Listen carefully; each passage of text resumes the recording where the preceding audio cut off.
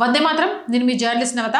Welcome to R Voice. నాకు ఈ article చదివినప్పుడు నిజంగా అబ్బాయిది బాధ, కోపమా, ఆవేశమా, చట్టాలు న్యాయం చేయడానికి ఆలస్యం చేస్తుంటే లేదా చట్టంలోని లొసుకులను ఉపయోగించుకొని దుర్మార్గులు బయటపడుతుంటే ప్రతి ఒక్క బాలుడు దురందర్లా మారిపోతాడా అనిపించింది.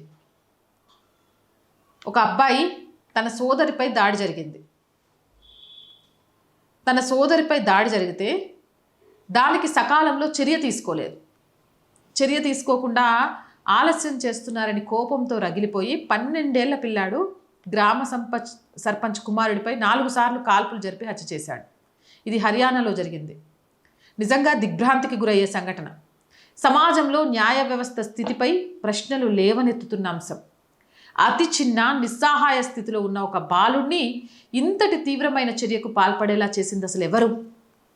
పోలీసులు దీనిని ఆగ్రహంతో కూడిన చర్యగా చెప్తున్నారు. కానీ ఆగ్రహం వెనుక ఉన్న తీవ్రమైన బాధ, నిస్సహాయత ఎవరైనా చూసారా?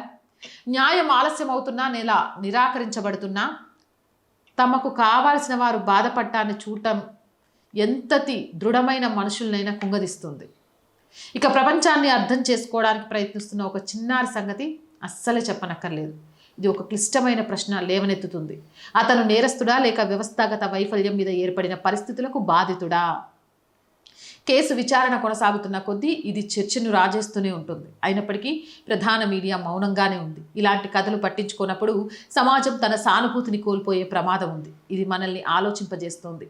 న్యాయం పొందడానికి ఆయుధం పట్టడమే ఏకైక మార్గమని ఆ చిన్నారి భావించేలా చేసే వ్యవస్థ గురించి ఏం మాట్లాడాలి? నాకైతే అర్థం కావట్లేదు. మీకు ఏమైనా తెలిస్తే కామెంట్ చేయండి. మోర్ వీడియోస్ కోసం ఆర్ వాయిస్ ఛానల్ని వెంటనే సబ్స్క్రైబ్ చేయండి. రోజు చెప్తున్నాను, R group of channels, R Voice, R Political, R Sanskriti, ఈ 3 మన ఛానల్స్. So please subscribe our channels. Content బాగుంది అనిపిస్తే లైక్ చేయండి, షేర్ చేయండి. ఆర్థికంగా ఆర్ వాయిస్కి మీ అందరి చేయూత చాలా చాలా అవసరం. ఆర్థికంగా సపోర్ట్ చేయాలంటే సబ్స్క్రిప్షన్ పక్కనే జాయిన్ అనే బటన్ ఉంది. 1 to 5 లెవెల్స్ ఉన్నాయి. ఏదో ఒక లెవెల్లో సపోర్ట్ చేయండి. లేదా స్క్రీన్ మీద గూగుల్ పే, ఫోన్పేతో పాటు అకౌంట్ డీటెయిల్స్ ఉన్నాయి. మీకు తోచిన సహాయాన్ని అందించవచ్చు.